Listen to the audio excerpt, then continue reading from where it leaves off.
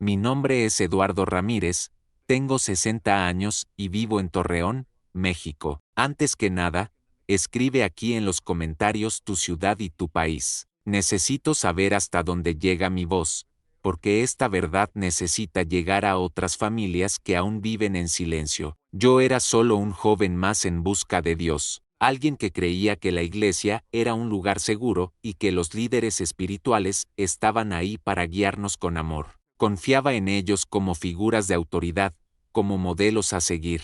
Pero hoy, tantos años después, necesito decirte algo que todavía me duele. No es fácil hablar de ello, pero es necesario. ¿Por qué? Fue solo un viaje a una vigilia, pero ese desvío lo cambió todo. Si crees que historias como esta necesitan ser escuchadas, deja un me gusta y suscríbete al canal, porque lo que ocurre detrás de los títulos religiosos necesita salir a la luz. Antes de que todo esto sucediera, la iglesia era el centro de mi vida. No crecí en un hogar religioso, pero cuando de joven me topé con la fe, sentí que por fin había encontrado mi lugar. Me bauticé a los 20 años, conmovida, creyendo firmemente que era un nuevo comienzo. Quería ser mejor persona, quería agradar a Dios, quería vivir con rectitud. Y para mí, vivir con rectitud significaba estar siempre presente en la iglesia. Fui de los primeros en llegar y de los últimos en irme. Ayudé a acomodar las sillas, limpiar el salón y preparar el equipo. Participé en los servicios, las reuniones de oración y los estudios bíblicos. Durante la semana, cuando había vigilia, estaba allí. Cuando había ayuno, ayunaba. Cuando pedían voluntarios, levantaba la mano. No porque alguien me obligó, sino porque creí. Con el tiempo, empecé a ser visto como alguien confiable, un hermano serio, comprometido y obediente. Los líderes me llamaban por mi nombre, me pedían que orara por ellos, decían que era un ejemplo. Eso me enorgullecía, pero también me daba una identidad. Ya no era un hombre común y corriente que intentaba sobrevivir. Era alguien de la iglesia, alguien de Dios. Mi relación con la iglesia era total. Mis amigos estaban allí, mis conversaciones estaban allí, mis decisiones giraban en torno a ella. Cuando algo salía mal en mi vida, oraba. Cuando algo salía bien, daba gracias en el altar. Creía firmemente que ese entorno era seguro, que nadie allí haría daño a nadie. Fui ingenuo, ahora lo sé, pero en aquel entonces, lo llamaba fe. Fue en este contexto que conocí al líder, un hombre respetado por todos, alguien que no necesitaba alzar la voz para imponer su autoridad. Bastaba con que entrara en la sala para que el ambiente cambiara. La gente se irguió, se hizo el silencio, había respeto, casi reverencia. Era conocido como un verdadero hombre de Dios. Era un buen orador, poseía un profundo conocimiento de la Biblia y predicaba con firmeza y convicción. Habló de disciplina, obediencia y santidad.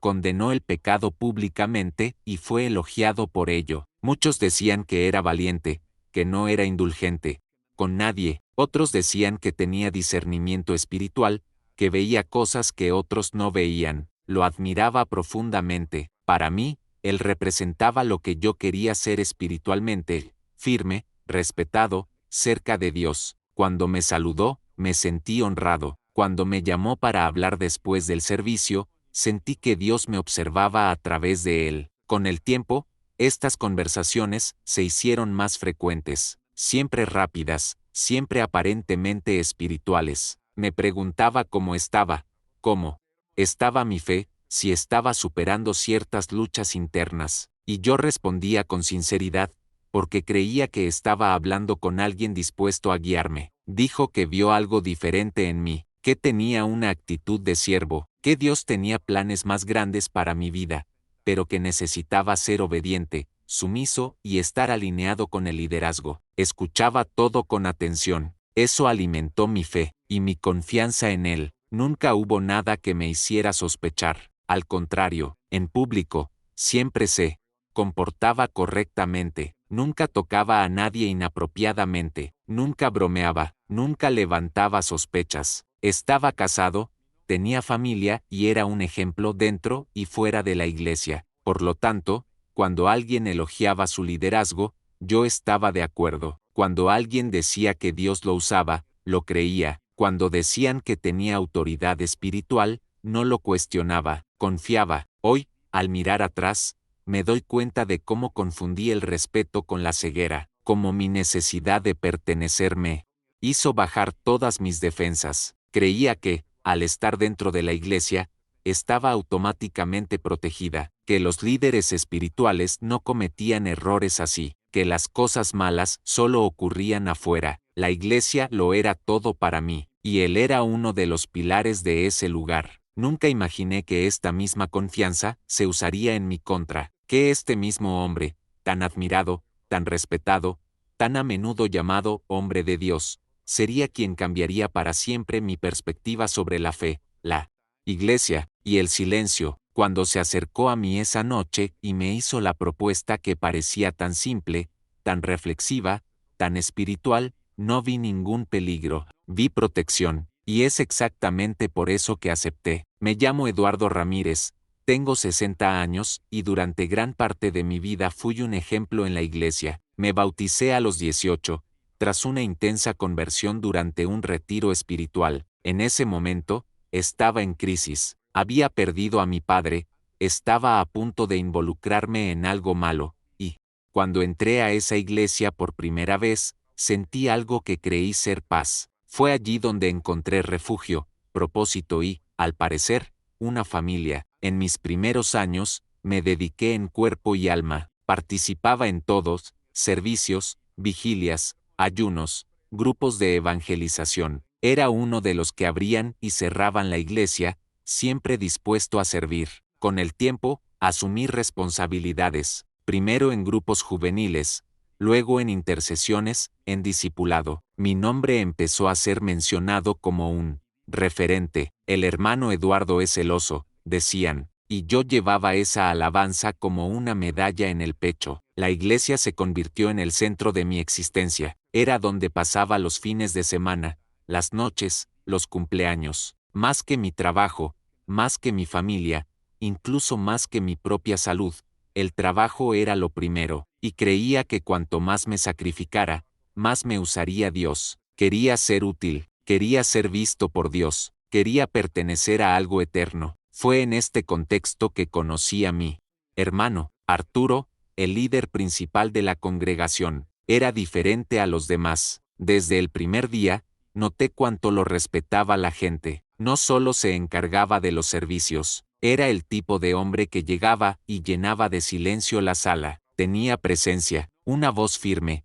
una mirada penetrante, y una forma de predicar que conmovía a todos, o incluso los exponía. Arturo era visto como una especie de profeta. Decía que Dios le mostraba nombres, números, enfermedades ocultas. A veces llamaba a alguien en medio de un servicio y le decía, tienes un llamado, pero el enemigo ha estado intentando robártelo, y la persona rompía a llorar. Era imposible no quedar impresionado. La iglesia creció, la gente venía de lejos solo para escucharlo predicar. Líderes de otras ciudades lo invitaban a ministrar, y yo quería ser como él. Poco a poco me fui acercando a él. Al principio, me saludaba de lejos, con esa sonrisa contenida. Después de un rato, empezó a llamarme para charlar un rato.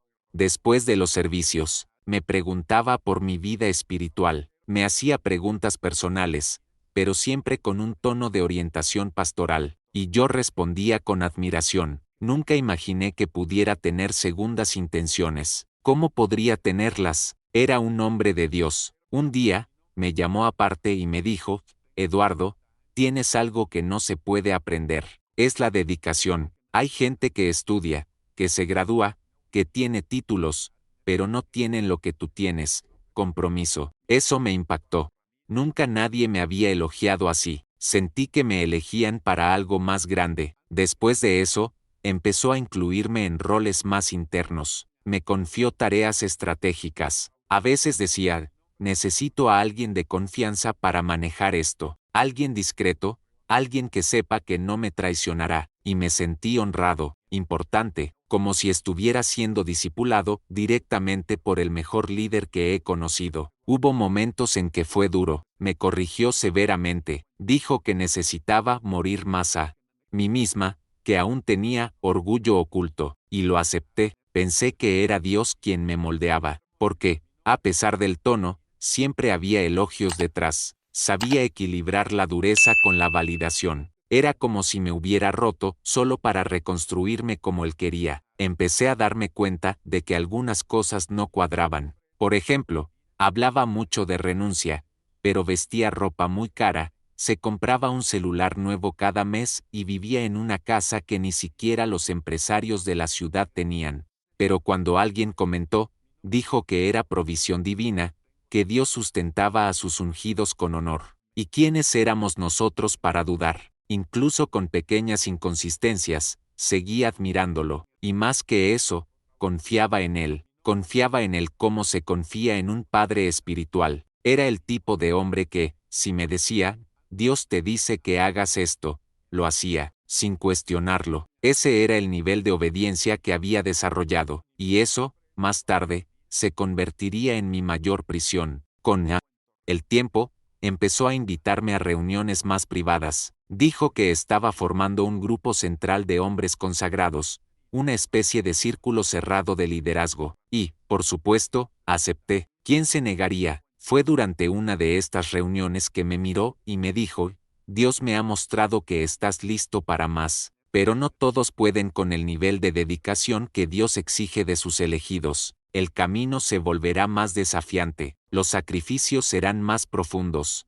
pero también lo será la recompensa. En ese momento, lo entendí como una especie de llamado profético, como si Dios me llevara a un nuevo nivel espiritual, y fue con este sentimiento de honor y sumisión que acepté la invitación más común de todas, pero una que cambiaría mi vida para siempre. La semana siguiente, se me acercó al final de un servicio y, en su tono habitual, me dijo, hermano Eduardo, usted va a la vigilia del viernes, ¿no? Claro, ya me asignaron al grupo de oración intercesora. Genial, luego iré a tu casa a recogerte. Es más seguro que ir sola o tomar el autobús tan tarde. Además, quiero hablarte de algo que Dios me ha estado diciendo. Dudé un segundo, nunca habíamos caminado solos, siempre en grupo, siempre en un lugar público, pero él era el líder, mi discipulador, mi mentor espiritual, el hombre que todos llamaban la boca de Dios. De acuerdo, respondí, nos vemos a las 9:30 de la noche, y así comenzó la noche que lo cambió todo. Era viernes por la tarde cuando Eduardo recibió el mensaje. Uno de los líderes de la iglesia, el hermano Marcelo, había escrito al grupo de jóvenes preguntando quién asistiría a la vigilia esa noche. Eduardo respondió con un emoji de mano levantada y una frase rápida, confirmado, allí estaré. Estaba emocionado, siempre había disfrutado de las vigilias, sobre todo las más intensas, con alabanzas, oraciones en círculo y palabras que parecían venir directamente del cielo. El ambiente espiritual, el sentido de propósito, todo eso lo acercaba más a Dios. Más tarde, cuando se disponía a salir de casa, Eduardo recibió un mensaje privado, era de su hermano Marcelo. Que la paz esté contigo, hermano. ¿Vas en autobús o alguien te lleva? Preguntó amablemente. Eduardo respondió que tomaría el transporte público, como siempre. Vivía en una zona más apartada y, aunque el camino a la iglesia era un poco largo, ya estaba acostumbrado. No era la primera ni la última vez que haría ese viaje. La respuesta del líder llegó poco después.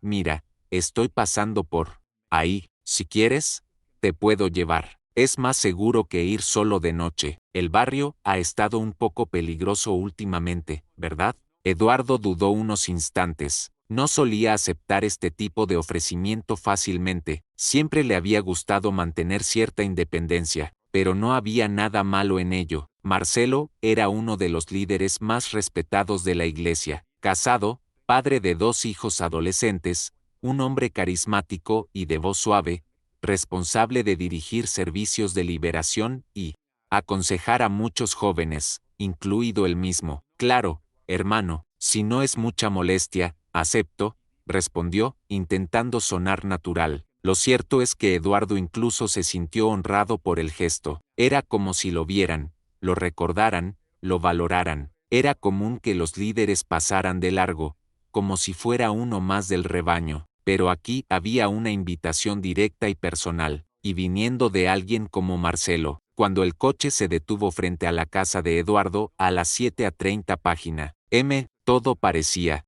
tranquilo. Marcelo salió, sonrió y lo saludó con un ligero abrazo. Vestía con sencillez, con una camisa clara, y una Biblia en el asiento del copiloto. ¿Listo para otra noche de fuego, hermano?, bromeó. Eduardo le devolvió la sonrisa, se sentó en el asiento delantero, se abrochó el cinturón y le agradeció de nuevo el viaje. Durante los primeros minutos del viaje, la conversación fue amena. Hablaron del programa de la vigilia, de los temas abordados en estudios recientes y de la necesidad de que más jóvenes se involucraran seriamente en las cosas de Dios. Marcelo habló con convicción, como siempre. Tenía ese carácter que inspiraba respeto. Eduardo escuchó atentamente. Era imposible negar su admiración por ese hombre. En muchos momentos de su vida cristiana, se había inspirado en sus actitudes y enseñanzas. Fue un modelo a seguir para muchos. Sin embargo, a medida que el coche avanzaba,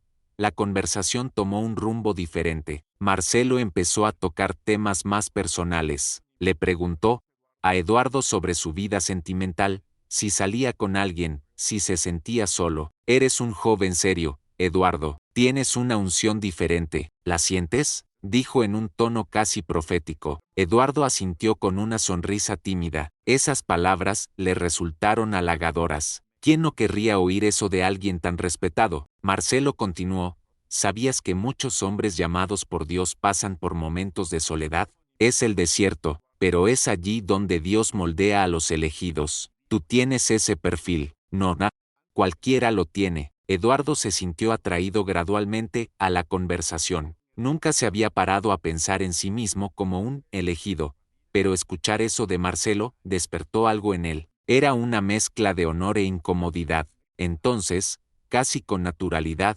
Marcelo sugirió, antes de la vigilia, necesito pasar por algún sitio. Solo una cosa rápida. No te preocupes, no llegará tarde. Incluso está de camino. Eduardo no lo cuestionó. Estaban en un ambiente de confianza, y jamás se le ocurriría desconfiar de alguien como su hermano Marcelo. Sin embargo, no sabía que ese cambio de rumbo cambiaría su vida para siempre. En los primeros minutos tras salir de mi calle, todo parecía normal. El coche circulaba en un silencio confortable, interrumpido solo por un suave himno que sonaba en la radio. El líder conducía con calma, con una mano en el volante y la otra cerca de la palanca de cambios. Miré por la ventana, pensando en la vigilia, en lo que Dios podría hacer esa noche, intentando mantener mi corazón en el lugar correcto, pero poco a poco algo empezó a cambiar. Apagó la radio, sin decir nada. El silencio se hizo más denso. No era ese silencio tranquilo de la reflexión, era de otro tipo, un silencio que parecía exigir atención. Se aclaró la garganta y empezó a hablar, pero no sobre la vigilia ni sobre la oración. Eduardo, déjame preguntarte algo más personal. Giré mi rostro hacia él, un poco sorprendida, pero sin sospecha. Seguro, te cuidas mucho, ¿verdad?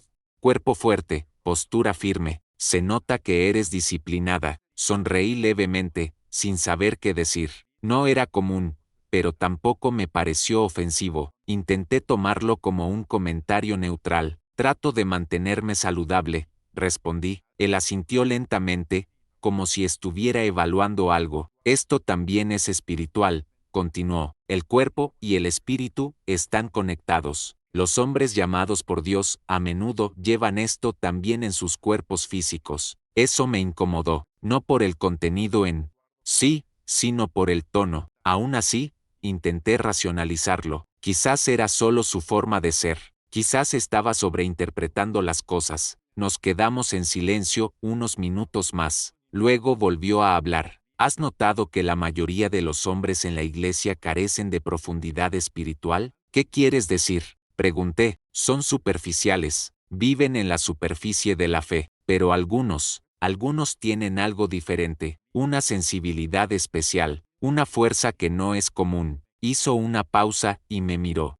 Rápidamente. Veo eso en ti. Mi corazón se aceleró un poco. Una parte de mí se sentía honrada. Otra parte estaba nerviosa. Aún así, la admiración que sentía por él era más fuerte. Solo intento ayudar, respondí casi a la defensiva. Y por eso Dios confía más, dijo. Pero no todos lo entienden, sobre todo cuando se trata de la relación entre hombres espirituales. Esa frase quedó flotando en el aire. ¿Una relación entre hombres espirituales? Pregunté, intentando sonar natural. Sonrió.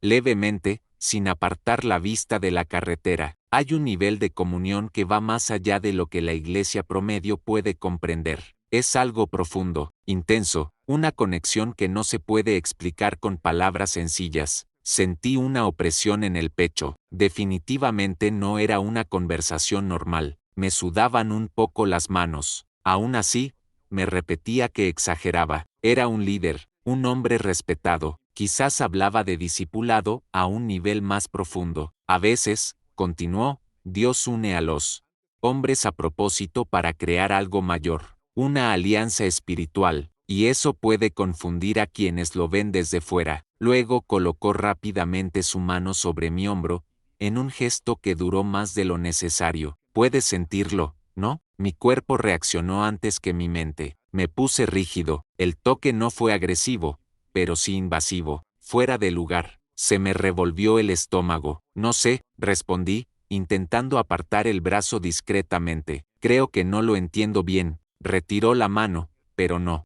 Pareció avergonzado. Al contrario, su voz se volvió más grave. Es normal no entender al principio. El miedo precede a la revelación. Volví a mirar la carretera y me di cuenta de que conducíamos por calles que no reconocía. El ambiente fuera del coche se oscurecía cada vez más. Pocas farolas, ningún movimiento. Mi corazón empezó a latir más rápido. Esta calle no es el camino a la iglesia, ¿verdad? Él respondió sin prisa. Es solo un pasaje diferente. Quiero aprovechar este momento para hablarte con calma. Nunca tenemos privacidad en la iglesia. La palabra privacidad resonó dentro de mí como una advertencia. La tensión se había instalado por completo. Mi mente empezó a dar vueltas. Pensé en pedirle que detuviera el coche. Pensé en llamar a alguien. Pensé en abrir la puerta si era necesario. Pero, al mismo tiempo, otra voz habló en mi interior. No seas paranoico. Él es un líder. Estás viendo el mal donde no lo hay. Este conflicto interno me paralizó. Eduardo, repitió, eres un hombre maduro, fuerte. No eres como los demás. Dios te está preparando para algo grande. Pero primero, necesitas romper algunas barreras internas, sobre todo las que te hacen desconfiar demasiado. Eso me golpeó como un golpe silencioso. Estaba leyendo mi incomodidad y usándola en mi contra. Solo me pongo nervioso por las cosas nuevas, respondí, intentando justificar mi propio miedo. Exactamente, dijo, ahí es donde el enemigo intenta confundirte, pero necesitas confiar en mí y en lo que Dios está haciendo ahora. El coche redujo la velocidad, el silencio regresó, pero ahora era opresivo. Sentí el aire pesado dentro del vehículo. Mis pensamientos gritaban que esto no estaba bien, que no era espiritual, que no era normal, pero todavía estaba tratando de encontrar una explicación aceptable. Quizás fue solo una conversación mal redactada, quizás estaba cansado, quizás era solo mi mente creando los escenarios equivocados. No quería creer que un hombre al que admiraba tanto pudiera estar cruzando límites. Aún no, pero algo dentro de mí ya lo sabía.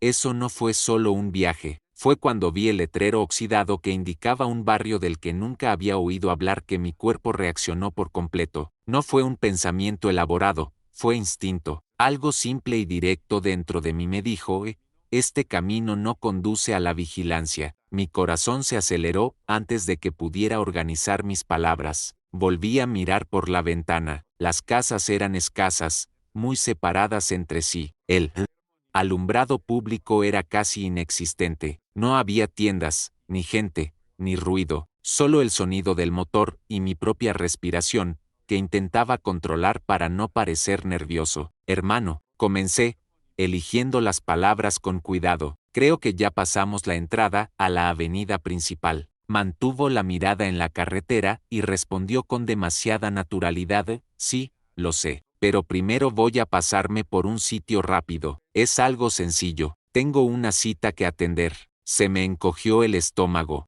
Eso no era lo que había dicho antes. Hasta entonces, era un atajo. Ahora, era pasar por un lugar. El cambio de explicación me hizo desconfiar aún más. ¿Eso no retrasará la vigilia?, pregunté, intentando sonar tranquilo. Él sonrió levemente. No te preocupes, el tiempo de Dios no es el nuestro. Esa frase, pronunciada tantas veces desde el púlpito, sonaba diferente allí. No me trajo paz, me trajo confusión. Empecé a notar detalles que antes me habían pasado desapercibidos. La forma en que disminuía la velocidad, la forma en que agarraba el volante con más fuerza, el prolongado silencio entre una frase y otra. El camino se estrechaba. Los árboles a ambos lados proyectaban sombras extrañas bajo la tenue luz de las farolas espaciadas. En algunos tramos, ni siquiera había farolas. Era como si la ciudad hubiera quedado atrás de repente. Esta carretera está bastante desierta, comenté, más para mí que para él. Por eso mismo, respondió, aquí podemos hablar sin interrupciones. Sentí un escalofrío en la espalda. Esa necesidad de privacidad, que antes me había inquietado, ahora parecía demasiado urgente. Mi cuerpo estaba tenso, mis manos se aferraban a la tela de mis pantalones sin darme cuenta. Pensé en pedirle que detuviera el coche, pensé en decir que había olvidado algo en casa, pensé en inventar cualquier excusa, pero algo me frenaba. Quizás era un respeto excesivo, quizás era el miedo a parecer paranoica, quizás era la voz interior que me repetía que exageraba, que este hombre era un líder, que nada malo podía pasar. Eduardo, dijo rompiendo el silencio, ¿confías en mí? ¿No? La pregunta fue directa, casi como una prueba. Confío en ti, respondí automáticamente. Era la respuesta que siempre daba, la respuesta que esperaban de mí. Así que relájate, no todo lo que parece extraño proviene del enemigo. A veces, Dios nos aparta del camino trillado para abordar asuntos profundos. Tragué saliva con dificultad. Eso no me tranquilizó, al contrario, empecé a darme cuenta de cómo usaba palabras espirituales para neutralizar cualquier cuestionamiento, como si mi sensación de peligro fuera falta de fe. El coche giró por un camino de tierra, las piedras crujieron bajo los neumáticos, ya no se veían casas, solo un gran terreno a un lado y un muro alto al otro, sin señales, sin puntos de referencia, sin una ruta de escape evidente. Mi corazón latía tan rápido que pensé que podía oírlo. Hermano, volví a intentarlo. Prefiero ir directo a la iglesia. Podemos hablar allí después de la vigilia. Respiró profundamente, como si estuviera molesto, pero intentó mantener el tono controlado. Estás demasiado ansioso. Eso no es bueno. La ansiedad crea oportunidades. La palabra brecha me cayó como una acusación, como si el problema fuera mío, como si el miedo que sentía fuera señal de debilidad espiritual. No es ansiedad, respondí, en un tono de voz un poco más bajo de lo que me hubiera gustado. Es solo incomodidad. Volvió la cara hacia mí por primera vez en varios minutos. Su mirada no era la misma que había visto en la iglesia. No había dulzura, no había paciencia. Era una mirada calculadora y evaluadora. A veces la incomodidad surge cuando Dios está rompiendo la resistencia, dijo. Los hombres de verdad no huyen cuando el llamado es fuerte. Esa frase me cautivó. Había transformado mi miedo en cobardía, mi prudencia en falta de masculinidad, mi percepción en rebeldía, y me sentí avergonzado, avergonzado de cuestionar, avergonzado de dudar, avergonzado de mí mismo. El coche aminoró aún más la marcha y se detuvo unos segundos, como si decidiera algo. Miré a mi alrededor. No había nadie, ninguna casa cerca, ninguna luz aparte de la del coche. Todo mi cuerpo estaba en alerta. ¿Dónde está exactamente este lugar?, pregunté, sin poder ocultar mi tensión. Arrancó de nuevo el coche y respondió con tono firme, lo entenderás pronto. Créeme, esa palabra otra vez, confianza no como una invitación, sino como una orden, como si no tuviera otra opción. Respiré hondo, intentando controlarme. Oré en silencio, le pedí a Dios que me protegiera, pedí claridad, pedí valentía, pero, sobre todo, Pedí que terminara pronto. Supe, en ese momento, que algo andaba mal, muy mal, y, aún intentando mantener la calma, una certeza empezó a formarse en mi interior, pesada e ineludible. Ese desvío no era solo un desvío de carretera, era un desvío fronterizo, y estaba entrando en un lugar del que no saldría igual. Cuando el coche finalmente se detuvo, ya no podía fingir que todo estaba bien. Todo mi cuerpo estaba alerta, pero mi mente parecía congelada. Era como si estuviera dividido en dos. Una parte gritaba que saliera de allí, la otra repetía que esto no podía estar pasando, que debía estar malinterpretándolo todo. Apagó el motor. El silencio fue inmediato y denso, ningún sonido alrededor, ninguna luz excepto la del tablero del coche. Durante unos segundos, no dijo nada, simplemente se quedó allí, respirando profundamente, como preparándose para algo importante. Eduardo, comenzó, en voz más baja que antes, lo que pasa aquí es espiritual. Tienes que entender eso antes que nada. Tragué saliva con fuerza, tenía la boca seca y las manos frías. Espiritual, ¿qué quieres decir? Logré preguntar. Se giró ligeramente hacia mí, sin prisa. Dios está derribando la resistencia en tu interior. El miedo que sientes no es mío, es del enemigo. Él no quiere que sigas adelante. Cada palabra fue cuidadosamente elegida. Habló como lo hacía desde el púlpito, con autoridad, con convicción, con ese tono que hacía que la gente inclinara la cabeza y lo aceptara. ¿Confías en mí?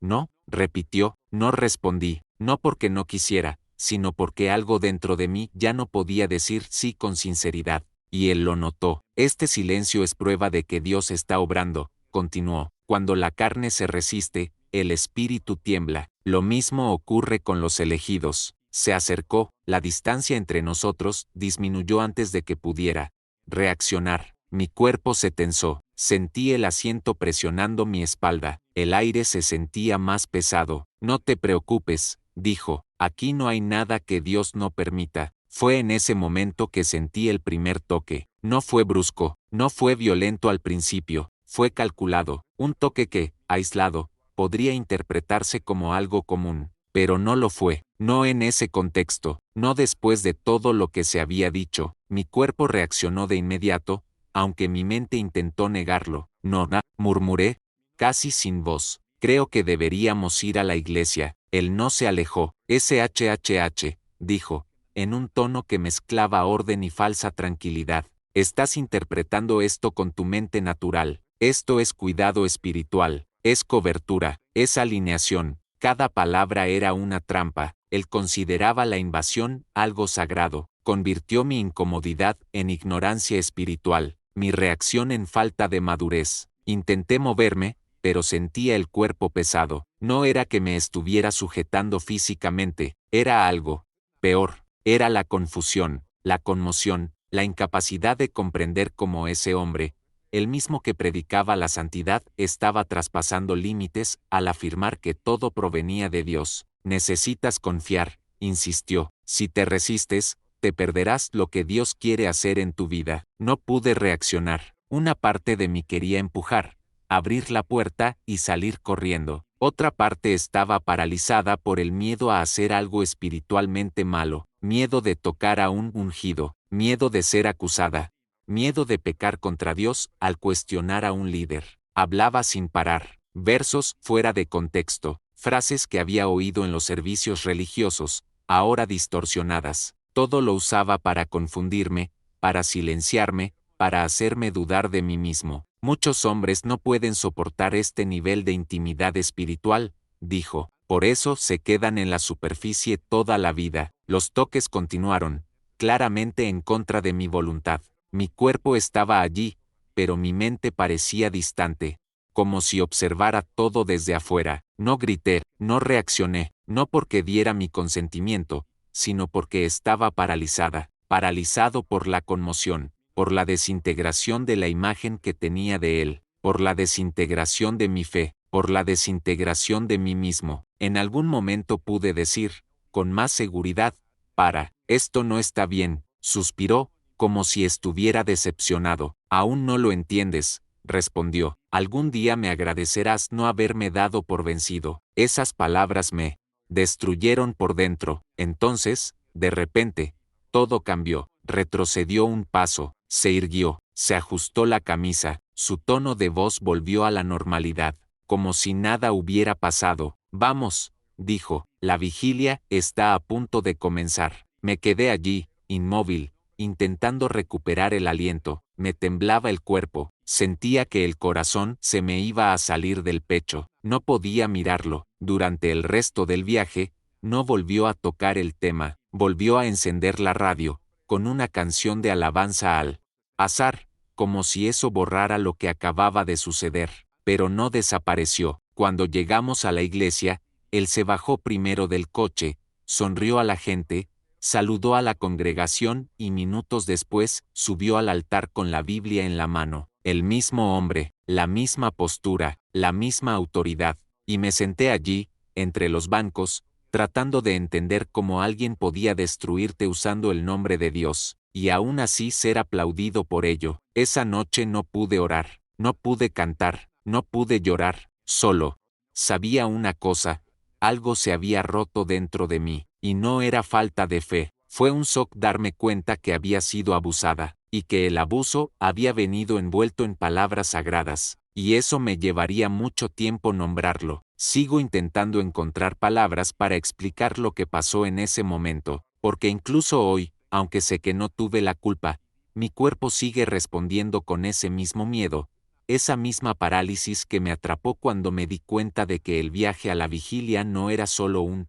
viaje. El coche ya estaba parado en aquella calle solitaria, rodeado de arbustos a ambos lados. Los ruidos de la ciudad habían desaparecido, y el único ruido era el del motor apagado y mi respiración entrecortada. El líder, aquel hombre que hasta hacía unos minutos había sido mi referente espiritual, se giró en su asiento y me miró con una calma que me puso aún más nervioso. Como si todo saliera según su plan, empezó a hablar en voz baja y lenta, usando palabras que sonaban espirituales, pero que estaban fuera de lugar. Dijo que Dios me había mostrado algo sobre mí, que había una intimidad espiritual entre nosotros, que necesitaba pasar por esto para superar el orgullo y ser usada por Dios de maneras más profundas. Y yo, en shock, lo escuché todo, tratando de entender si era una profecía, una prueba o un engaño. Antes de que pudiera reaccionar, me puso la mano en el hombro. No fue un gesto paternal ni espiritual, fue invasivo, me dio escalofríos, miedo, confusión, y al mismo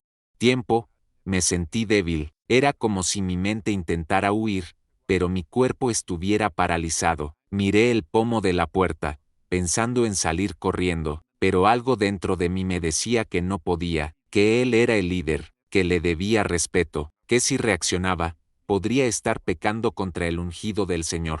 La mente de alguien criado en la fe está entrenada para respetar la jerarquía espiritual, y él lo sabía, la usó. Sus palabras no eran solo palabras, eran instrumentos de manipulación. No tengas miedo, Eduardo, decía, esto es algo entre nosotros y Dios, algo que entenderás con el tiempo. Pero no quería entender nada, quería que terminara. Se acercó, me tocó la cara, me quedé paralizado, todo mi ser gritaba, esto está mal, pero no abría la boca. Quise decir, no me toques, pero mi voz se había apagado. Yo, un hombre adulto, en silencio, temblando, invadido no solo física, sino espiritualmente, porque no solo me tocaba el cuerpo, sino que me quebraba el alma, estaba manchando mi fe. No entraré en detalles sobre todo lo que hizo, no por vergüenza, porque hoy sé que no era mía, sino porque hay dolores que no se pueden expresar con palabras. Solo puedo decir que, en ese coche, aquella noche, algo dentro de mí murió, y nació algo más, el miedo a que no me creyeran, el miedo a que me culparan, el miedo a que todo lo que había experimentado con Dios hasta entonces se confundiera con eso, el miedo a mirarme y ya no reconocerme. Cuando por fin volvió al volante, se arregló la camisa, arrancó el coche y actuó como si nada hubiera pasado. Yo seguía inmóvil. El silencio entre nosotros era denso, pero él habló como si acabáramos de orar. Dijo, Dios te mostrará el propósito de esto. Él te ama, Eduardo. Yo también. Eso me dio náuseas. Yo también. ¿Cómo puede alguien confundir el amor con la violación? Camino a la iglesia. Me sudaban las manos. Sentía el corazón latir con fuerza, como si fuera a estallar. Pero al mismo tiempo, todo, dentro de mí parecía entumecido. Me repetía, esto no pasó, pero pasó, y dolía aún más porque lo hizo alguien que usó el nombre de Dios para justificar su maldad. Ya no sabía si Dios me observaba, ya no sabía si era puro o impuro, si podía contárselo a alguien, o si todo tenía que morir allí, junto con ese viaje, pero sobreviví. Y hoy, años después, por eso cuento esta historia, porque quizás, al otro lado de la pantalla, hay alguien que también guardó silencio, que también sintió su fe tocada por manos sucias, que también se paralizó, no por debilidad, sino porque fue condicionado a obedecer.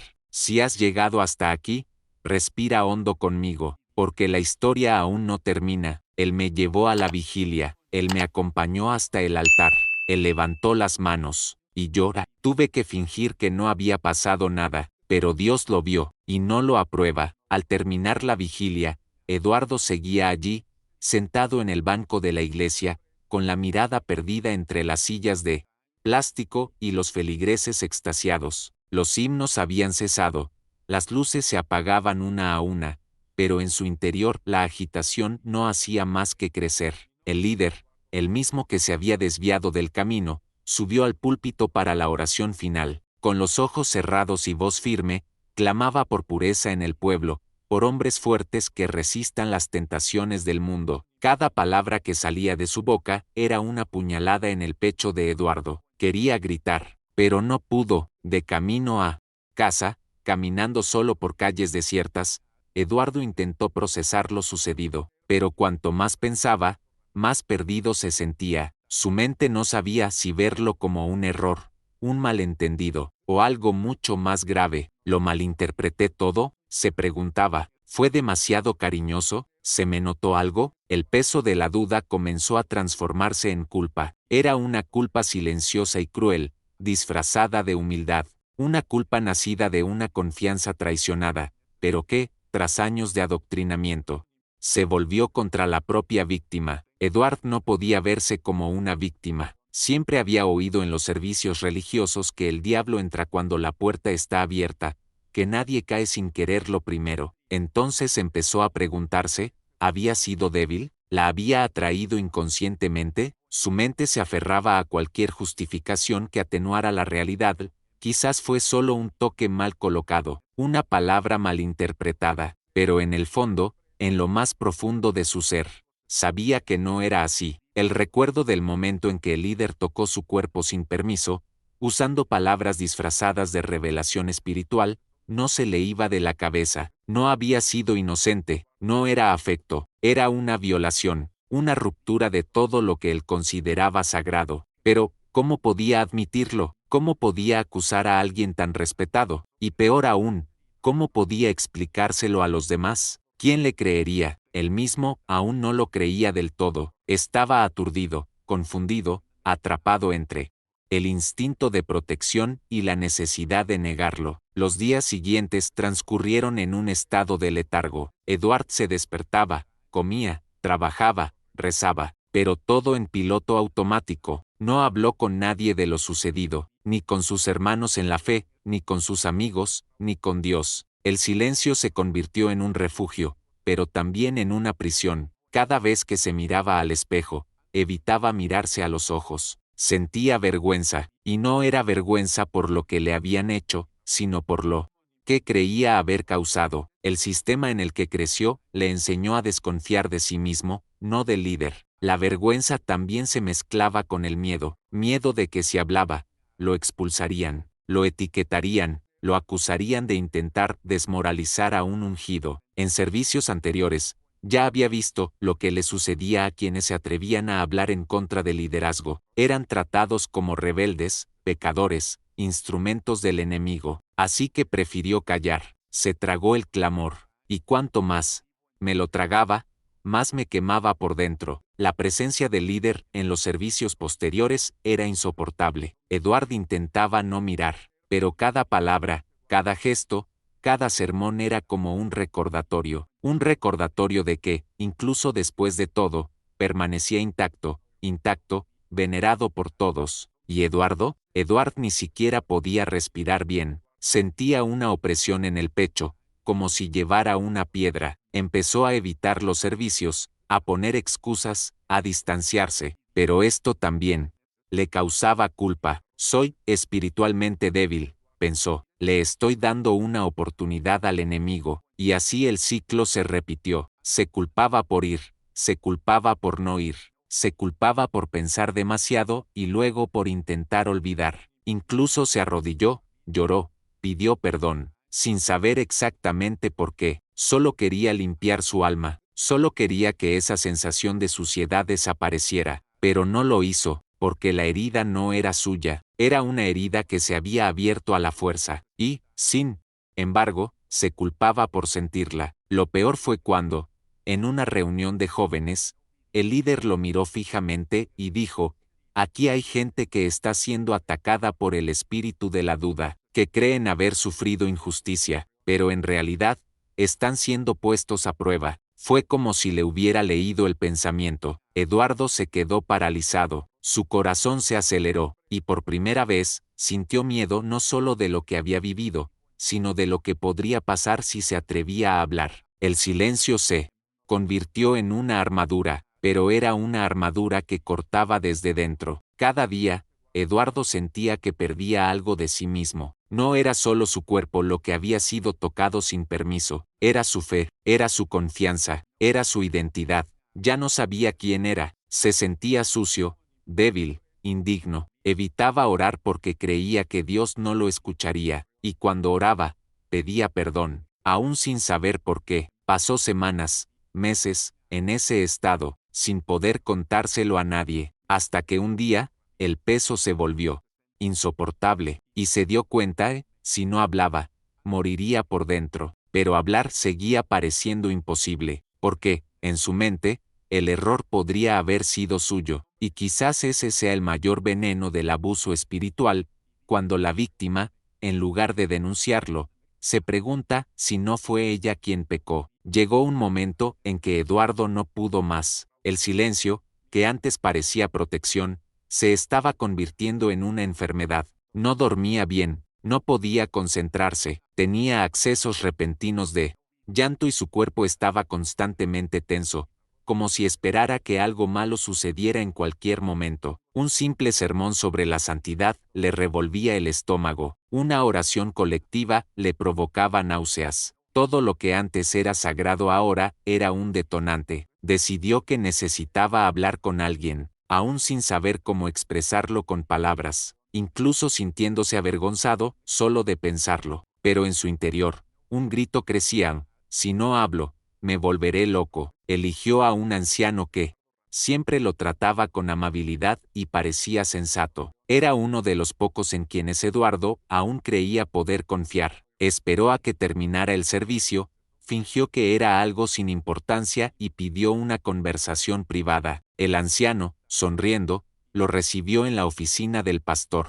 Eduardo intentó empezar despacio, eligiendo las palabras con cuidado. Dijo que estaba pasando por algo difícil, que un líder lo había tratado de forma extraña. El anciano frunció el ceño. ¿Qué clase de extraño?, preguntó. Eduardo respiró hondo. Su corazón se aceleró. Tenía la boca seca, pero incluso con la voz entrecortada, logró decir: él me llevó a la vigilia, pero se extravió, hizo cosas que me asustaron. No quería. Habló de conexión espiritual, de intimidad entre hombres de Dios. El anciano guardó silencio unos segundos. No anotó nada, solo lo miró fijamente. Luego suspiró. Eduardo, conozco a este líder desde hace más de 20 años. Es un hombre respetado, casado y padre. ¿Estás seguro de lo que dices? Fue como un puñetazo en el estómago. Eduardo intentó insistir. Sé que suena absurdo, pero he vivido esto. No me lo estoy inventando. Pero la reacción del anciano solo empeoró. Se cruzó de brazos, Se recostó en la silla y empezó a usar un tono didáctico, casi paternalista. Mira, a veces somos espiritualmente frágiles y confundimos las cosas. No quiero decir que mientas, pero es posible que lo hayas malinterpretado. He visto a jóvenes pasar por crisis similares, ansiedades internas que proyectan en los demás. ¿Has pensado alguna vez en el ayuno? Eso dolió más que el silencio. Edward se fue de allí peor que cuando llegó, con la sensación de que su dolor era invisible, de que sus palabras no valían nada, y lo peor de todo, que tal vez, con traje, se equivocaba al sentir lo que sentía, pero aún no sabía que lo peor estaba por venir.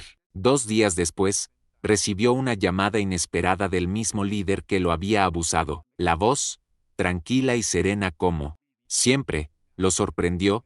Hermano Eduardo, he oído que ha estado difundiendo mentiras sobre mí. Estoy profundamente triste. Creía que éramos hermanos en Cristo. Eduardo no podía respirar. Permaneció en silencio. El líder continuó.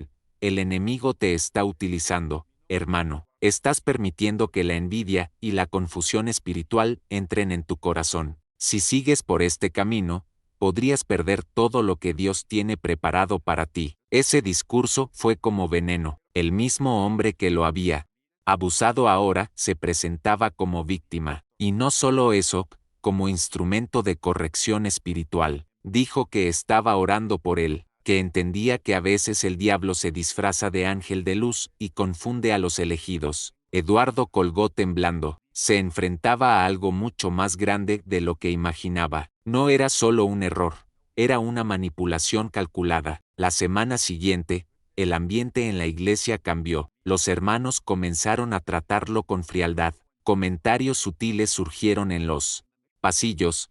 Hay gente que se inventa historias porque desearía estar en el lugar de otros. Hay jóvenes que se creen más espirituales que los mismos pastores. La rebelión es un asunto serio. Así fue como cayó Lucifer.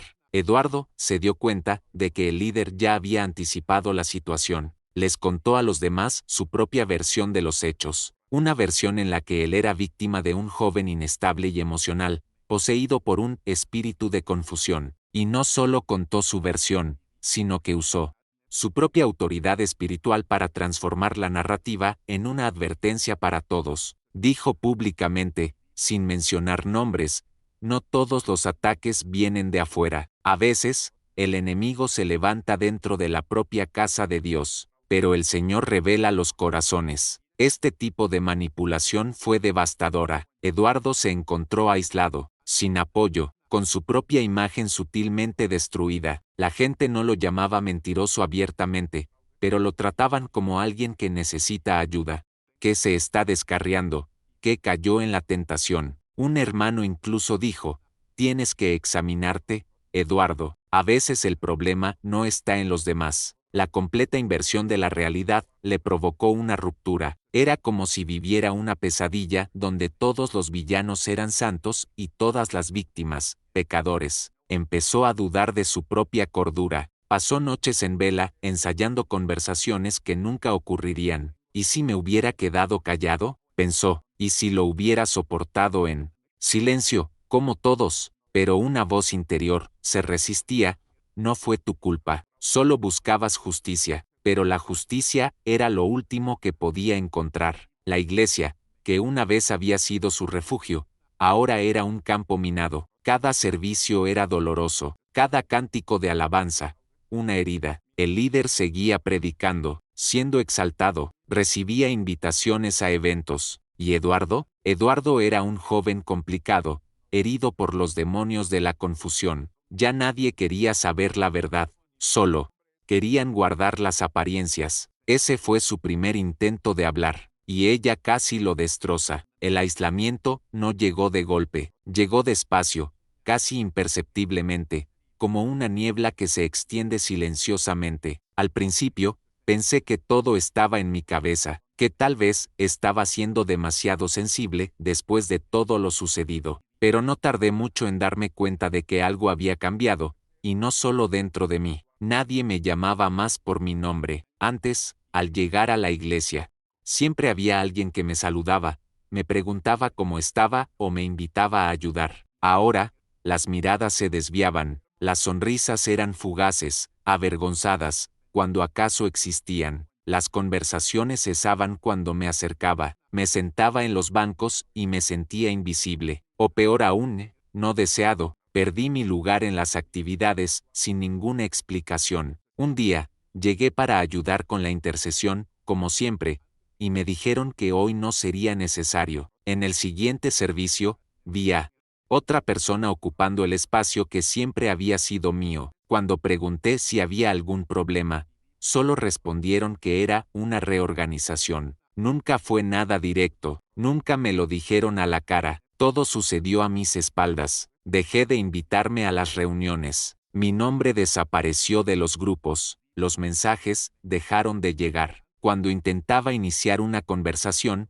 las respuestas eran cortas, frías, casi superficiales. Era como si hubiera cometido un pecado invisible, algo que todos conocían menos yo. Los chismes comenzaron poco después. Alguien comentó que mi fe se había enfriado. Otro dijo que estaba atravesando una lucha espiritual. Les oí decir que había caído en la tentación y que por eso me estaba alejando. La narrativa ya estaba preparada, cuidadosamente construida para presentarme como el problema, nunca como la víctima. Lo más cruel fue darse cuenta de lo natural que les parecía todo. En la iglesia, siempre enseñaban que quien cuestiona el liderazgo es rebelde, que quien se desvía de la norma peca, así que nadie necesitaba pruebas. El silencio del liderazgo bastaba para que todos entendieran el mensaje. Empecé a evitar ir a los servicios religiosos, no por falta de fe, sino porque cada vez que entraba en ese lugar,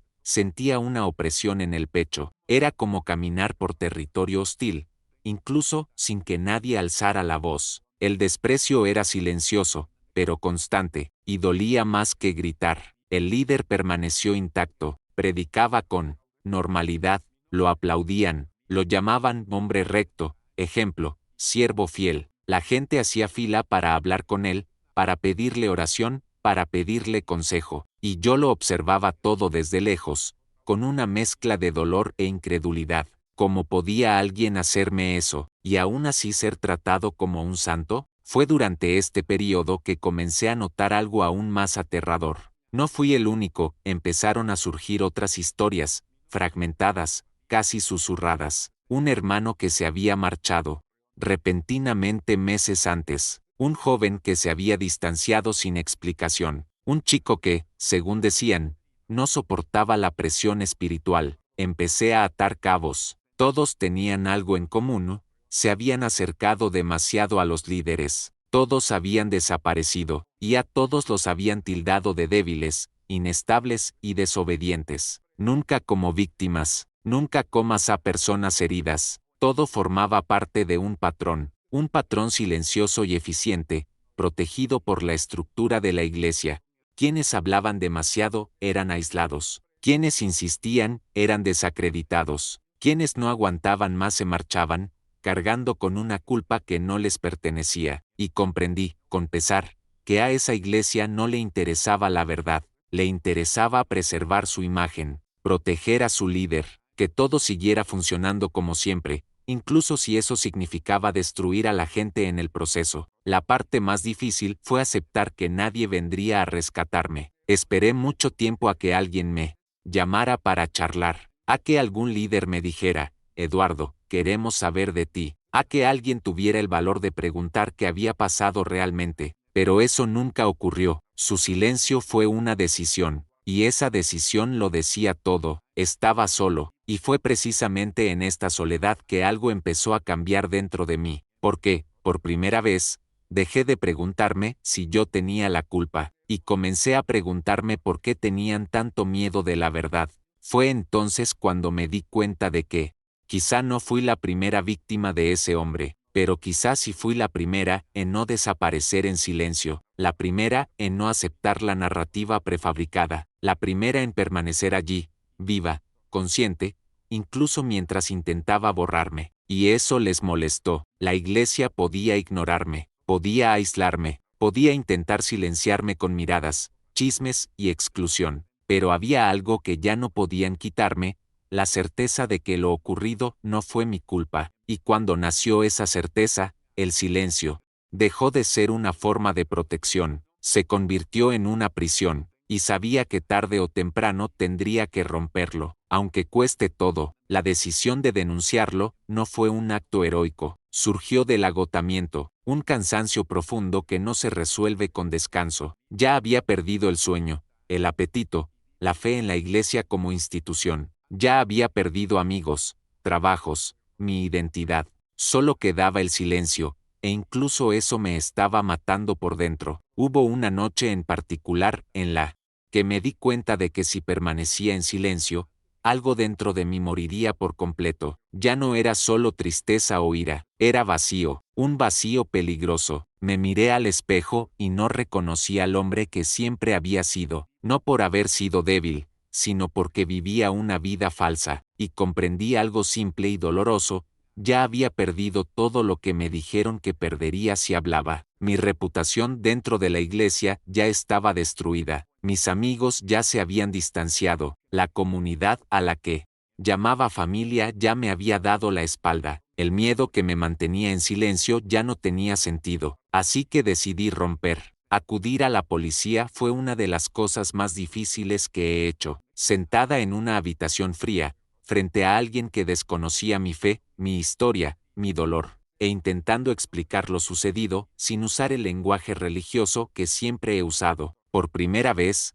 tuve que llamar a las cosas por su nombre, nada de discernimiento, nada de confusión espiritual, solo hechos. Me temblaban las manos al hablar, mi voz se quebró varias veces, pero continué, relaté el viaje, el desvío, las palabras que usaron para confundirme, el contacto no deseado, la manipulación espiritual, la parálisis, el miedo a reaccionar, el silencio impuesto después. Revelé mensajes, fechas, detalles que había guardado silencio durante meses. No fue fácil, en varios momentos, pensé en rendirme. Me preguntaba, ¿sirve de algo esto? ¿Me creerán? ¿Vale la pena abrirlo todo de nuevo?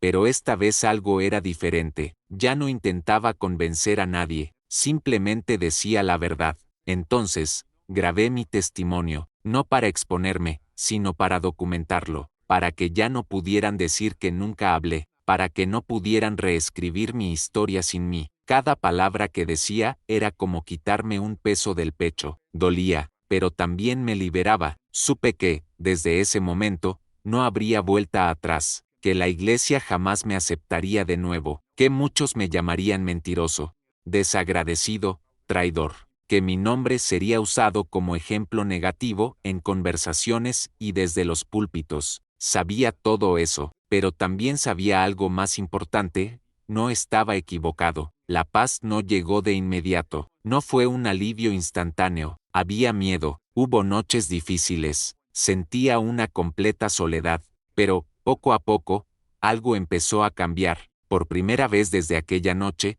pude dormir sin sentir vergüenza. Por primera vez, pude rezar sin pedir perdón por algo que no hice. Por primera vez, sentí que recuperaba mi dignidad. Denunciarlo no borró lo sucedido, pero interrumpió el ciclo. No lo denuncié por venganza, lo denuncié porque el silencio protege a los abusadores, porque mientras yo permaneciera callada, otras personas podrían estar pasando por lo mismo. Lo denuncié porque no quería cargar para siempre con una culpa que no era mía. Lo denuncié porque necesitaba empezar a vivir de nuevo. Ese acto no me hizo más fuerte ante los demás, pero me devolvió algo que había perdido: el respeto por mí mismo. Hoy sé que denunciarlo fue mi camino hacia la sanación, no porque me trajo justicia inmediata, sino porque me liberó de la posición de ser cómplice involuntaria del silencio, porque me permitió decir, en voz alta, lo que había intentado negar durante tanto tiempo. Ya no protejo a los abusadores, yo protejo la verdad, y, por primera vez en mucho tiempo, puedo respirar sin sentir que me estoy traicionando. Hoy, al mirar atrás, comprendo que lo que viví no fue una excepción, fue solo un caso entre muchos, oculto, reprimido, distorsionado. Durante mucho tiempo, pensé que los hombres como yo no podían ser víctimas. Pensé que el abuso espiritual y psicológico solo afectaba a mujeres o niños. Pero eso no es cierto. El poder maligno de un líder puede manipular a cualquier alma vulnerable, y yo era uno de ellos. Si eres hombre, y has vivido algo parecido, quiero decirte esto con toda la verdad de mi corazón. Usted no está solo. Quizás tocaron tu cuerpo con manos sucias, usando palabras ungidas como escudo. Quizás te hicieron creer que era tu culpa, que lo atrajiste, que era debilidad espiritual, que solo era un malentendido. Quizás guardaste silencio por miedo a no parecer lo suficientemente hombre para hablar, por miedo a la etiqueta, a la vergüenza, a la risa, al abandono. Pero la verdad es sencilla y hay que decirla. El silencio solo protege a los culpables, y cada vez que uno de nosotros decide hablar, el imperio de la mentira tiembla un poco más. Rompí el silencio no porque sea fuerte, sino porque el peso de llevar este dolor en silencio era insoportable. Y hoy, si estoy aquí, compartiendo mi historia, es para que otros hermanos y hermanas sepan que pueden hacer lo mismo, que ya no tienen que andar con la cabeza gacha, que no es necesario cargar con la culpa por el crimen de otro, que denunciar no es traicionar la fe, es un acto de fidelidad a la verdad, al Dios verdadero, que nunca condonó el abuso, ni siquiera si se cometió. En su nombre, muchos hombres aún creen que denunciar el abuso es señal de debilidad, pero lo que realmente requiere fortaleza es mirar a los ojos a todo un sistema que intenta silenciarlos, y decir, "Oh, él llega". Quizás aún no hayas podido contárselo a nadie, quizás aún intentas comprender si fue real, pero si en algún momento de este video te conmoviste, reconociste algo en mi historia, entonces debes saber esto. Eso también es Dios llamándote a la verdad, no para juzgarte, sino para liberarte, porque el verdadero amor espiritual, el amor que sana protege a los heridos. Si usted es hombre y ha sido víctima, o conoce a alguien que lo haya sido, por favor comente, ya no soy cómplice. Deja un me gusta, para que otros hermanos y hermanas tengan el coraje de hablar. Suscribir porque historias como esta necesitan salir de las sombras. La verdadera fe nunca oculta el dolor, transforma el dolor en verdad, y la verdad en libertad.